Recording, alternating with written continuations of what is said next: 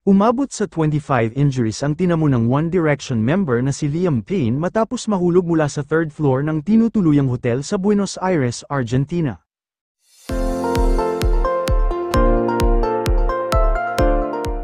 Namatay si Liam nitong nagdaang Huwebes na ikinagulat ng kanyang mga fans and supporters mula sa iba't ibang bahagi ng mundo.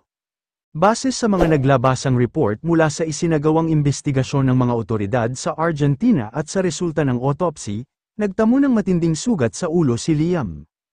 Ayon pa sa ulat, ang mga sugat at pinsala sa katawan ni Liam ay consistent sa mga injury na may kinalaman sa pagkahulog. Nakasaad din sa resulta ng imbestigasyon, mag-isa lang si Liam sa kwarto ng tinutuluyang hotel nang mangyari ang insidente. Posibleng nakaranas din umano ng episode ang international singer dahil sa hinihinalang substance abuse.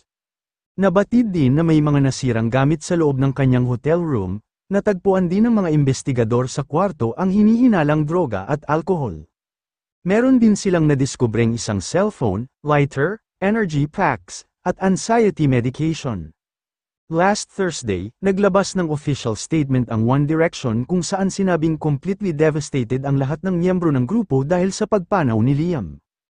Nakasama ng singer sa One Direction sina Harry Styles, Zayn Malik, Louis Tomlinson, at Niall Horan.